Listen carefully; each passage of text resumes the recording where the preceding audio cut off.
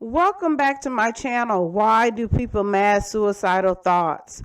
If you're new to the channel and you're wondering why do I have these masks on, well, let's define mask. According to Webster, mask is to hide, to conceal, or to disguise.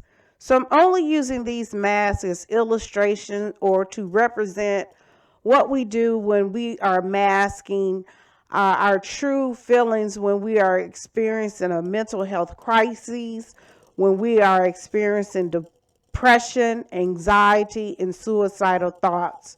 Your mask may be going through a divorce and you're having depression.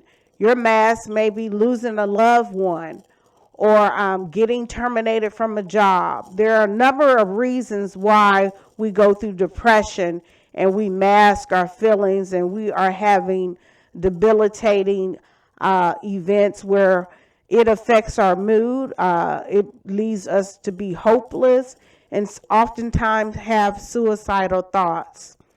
So I'm only, again, using these as illustrations of what we do when we mask our true feelings and we go before friends and we don't want to expose our true feelings because we feel that we'll be ostracized or considered as weak if we let people in and let them know what we are truly experiencing.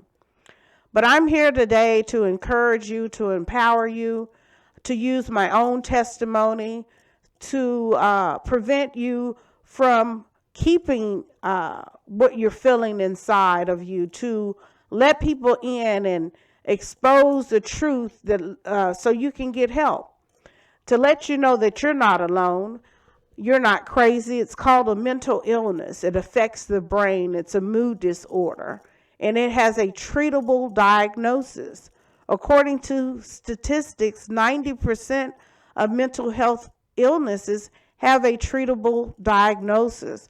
However, it's imperative for us to recognize when we are experiencing erratic behavior, crying a lot, when we have our mood has changed, when we're irritable and we're thinking thoughts of suicide. When you are experiencing that, you are having a mental health crisis that cannot be willed away. It requires for you to reach out to a licensed psychiatrist, psychologist, a mental health therapist, and a counselor. They are trained, they have been to college, have medical degrees, psychology degrees to help you navigate through your crisis. They can begin to create you a specific treatment plan specific for your diagnosis, but it's imperative for you to reach out to get diagnosed. So it is my goal, my initiative to use my own testimony. As I mentioned before on all of my videos, I myself live with a mental illness. I have bipolar depression 1, where I have times where I feel where I can conquer the world. I have episodes of where I feel euphoric, and then I have episodes where it's debilitating depression. It's hard for me to function and get out of bed. But I am living today. 12 years that I've been living with a mental health disorder. And by no means am I telling you that it's easy and I have all the answers, because I don't. However, I am your witness to let you know that you can live and learn to cope with your mental health condition. But you need to reach out to those specialists so they can begin to provide you tools and techniques or medication or psychotherapy, which is talk therapy, to help you coach and navigate through your mental health crisis. I myself, people, unfortunately, I lost hope and I am a suicide survivor. I thank God that my plan did not work. I'm here today to use my own testimony to prevent you from killing yourself. That's the goal. That is my purpose, is to help save your life. God spared my life, and I want to use my tools and my techniques that I've learned over the 12 years going through therapy and share them with you so you can feel that you're not alone. You can see a real person that has walked your shoes, because sometimes we have to see someone that has made it over the other side and let them, and you can be a witness that this woman is living through her mental health crisis. Now, is it easy? No. I would be lying if I told you it was. I have my bad days and my good days. However, I am living and learning to cope with my mental health condition. The month of May is observed for mental health awareness, to take mental health more seriously. But in my opinion, every day is mental health, because every day all of us can be impacted with something that is traumatic in our lives. We can be in a car accident and become disabled. We can lose a loved one, lose a job. There's so many factors in our lives that we deal with on a daily basis that can impact our mental health. So it doesn't discriminate. It doesn't matter what race, creed, what you have in your bank account, your gender, your mental health. Your mental health can be impacted at any time. But help is available when you are experiencing a mental health crisis.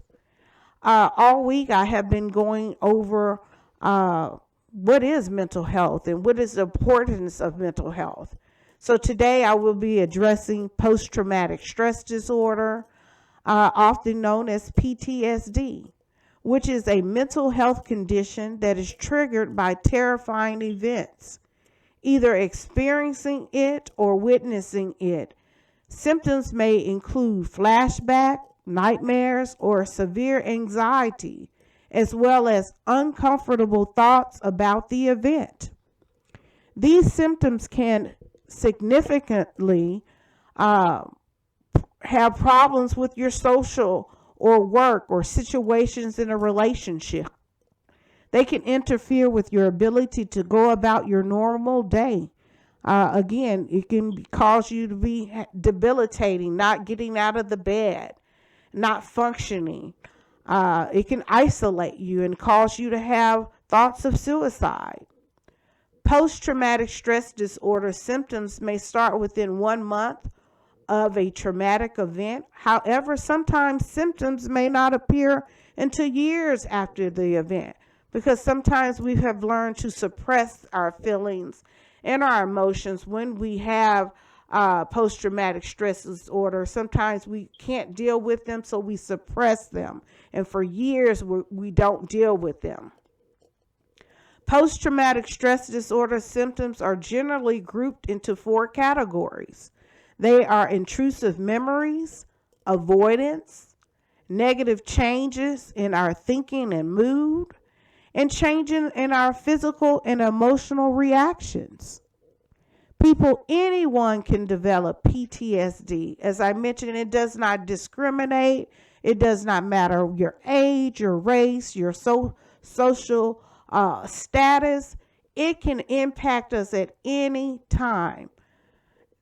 This includes war veterans, children, and people who have been through a physical or sexual assault, abuse, accident, disaster, or other serious events. According to the National Center for PTSD, about 7 or 8 out of every 100 people will experience PTSD at some point in their lives. Women are more likely to develop PTSD than men, and genes may often make some people more likely to develop PTSD than others. So not everyone with PTSD has been through a dangerous event. Some people develop PTSD after a family or family member experienced danger or harm. The sudden, unexpected death of a loved one can also lead to PTSD, because it is devastating to lose a loved one. Although we know that everyone has an expiration date, unfortunately, on this side, we will experience death. but we are not prepared. When that happens, it's still traumatic to lose a loved one. So you can develop the PTSD. Why do some people develop PTSD than other people do? As I explained earlier, a lot of people misconstrue sadness and mental illness. Sadness, people, is a natural emotion. It's a natural instinct. When our mental health is challenged, when we have lost a loved one, a job, or experienced a traumatic experience, our mental health normal reaction is to immediately have sadness. However, some people are able to bounce back and be productive after a couple of weeks or a month, and they're able to go on and be productive. However, we are all unique. Some people have depression, and depression is a mental illness. It's a disorder. It impacts the way we think and feel. It leaves us hopeless. It is debilitating, and it becomes to be a mental disorder, a brain disorder, which impacts us. And it helps us to be having erratic behavior, hopelessness, thoughts of suicide. So people, let's not be judgmental. Some of you may experience some of these traumatic events, and thank God you're able to bounce back. But there are other people that experience mental illness, depression, which is a brain disorder. It's no difference from someone having cancer or diabetes and they have to take insulin. When we go through a mental illness, and sometimes you may have to be prescribed medication to get you through your mental illness. Not all cases. You may need psychotherapy, which is talk therapy, or both. So many factors play a part in whether a person will develop PTSD.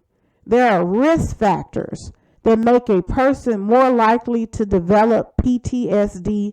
Other factors, called resilience factors, can help reduce the risk of the disorder. Some factors that increase risk for PTSD includes living through a dangerous events and traumas. Most of our first responders, our military, they're impacted so much because they live and see through the traumas. They see deaths every day. So they are subject to be impacted more with post-traumatic stress disorder. Also, children that have experienced child abuse, sexual abuse, getting hurt, seeing another person hurt, or seeing a dead body could cause you to have PTSD. Childhood trauma, which I mentioned, sexual abuse, physical abuse, feeling horror, helplessness, or extreme fear, having little or no support after the event. Because sometimes we can't afford to go see a therapist, so we don't deal with it, and we feel we don't have support, or we want to mask our true feelings. Dealing with extra stress after the event, such as loss of a loved one, pain and injury, or loss of a job or home. All these things that can be traumatic and be persistent sadness that is causing the mental illness, the PTSD. Now, there are treatments and therapies that are available. The main treatment for people with PTSD are medications, psychotherapy, which is talk therapy, or both. Again, sometimes you may need medication, or you just may need to talk with a therapist. But the team of specialists are there. They have medical degrees, psychology degrees. They can assess your behavior and determine what treatment that you need. So everyone is different, people. And PTSD affects people different because we are unique. So a treatment that works for one person may not work for another person. But it's important for anyone with PTSD to be treated by a mental health provider who is experienced and have a licensed degree to deal with PTSD.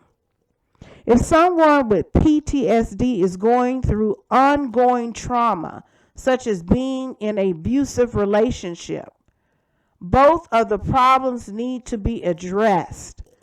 Other ongoing problems can include panic disorder, depression, substance abuse, and feeling suicidal. The most studied type of medication is used for treating PTSD are antidepressants, which may help a person control PTSD symptoms, such as sadness, worry, angry, and feeling numb inside. So people, your medical doctors, such as the psychiatrist, psychologist, and yourself can work together to find the best treatment for you. It could include medication combination or psychotherapy, which is talk therapy. However, it is imperative for you to get those evaluations so they can begin to tailor a plan specifically for you. So again, people, it is just my goal. I am simply a woman I am a suicide survivor. I have had suicidal thoughts for 3 years, even after my attempt. I still live with a mental illness. I want to be your hope. I want to use my own testimony. God gave me this vision. He spared my life, and now I know why he spared it. He spared my life to help you so you can see a real person that has gone through and is living with a mental illness. Now, by no means do I know everything. Absolutely not. I'm currently dealing with post-traumatic stress disorder. As early in the week, I revealed that I've never unpacked it. I never got counseling through my sexual abuse through a child and my physical abuse, because in my community, we wasn't taught about therapy. We was taught about just go on by your that's what you have to handle and go about your natural day. And we didn't talk about therapy. And even through my 12 years of therapy now, I've never unpacked. I mentioned it, but I never worked through it. So I have written an open letter that I'm going to be unpacking my post-traumatic stress disorder online with you, live with my YouTube community. Because as I mentioned, I want to be transparent, vulnerable, and authentic. And if I'm asking that of you to reach out and open up, I must do the same thing for myself. So we are going to learn to heal together and heal our traumas and learn to cope with our mental illness and prevent suicides and help each other to live. I want to help you to live. I want to live. So people, I want to thank you for listening to my channel. If you like it, please subscribe. If not, get help from someone. There is a team of community that's on YouTube. There are licensed psychiatrists and therapists that are giving free advice to help you with your condition if you don't have the money to go to a licensed psychiatrist and therapist. Because I myself, I'm struggling with my own medical expense. So I understand that some people may not have monies to go to see a licensed psychiatrist. But I do not recommend you treating and diagnosing yourself. You can reach out to the suicide prevention hotline to find out free resources in your area. They have people that give free therapy. The suicide prevention hotline is available 24 hours, 7 days a week. They can be reached at 1-800-273-8255. So if you have lost hope and you feel that you want to take your life, please contact the suicide prevention hotline. Reach out to friends and family and let them know you are feeling hopeless. or reach out to the specialist. I want you to live. And that's the reason why I created this channel, so we can live together and I can share some of my techniques and tools that I've learned over the 12 years of being into therapy. But today I will be coming on the channel live to unpack post-traumatic stress disorder that I've been dealing with, a sexual abuse and physical abuse that I have dealt with at the age of 9. So I'm going to be vulnerable, transparent, and we're going to learn to heal, because I can't ask you to reach out in my own self am suffering inside and haven't unpacked. So I choose to unpack my trauma with my YouTube family. I thank you for listening to my channel. I always like to leave you with, I know your story because I myself am living it and have lived it, and your now is not your forever. Thank you. May God bless you. Until the next time.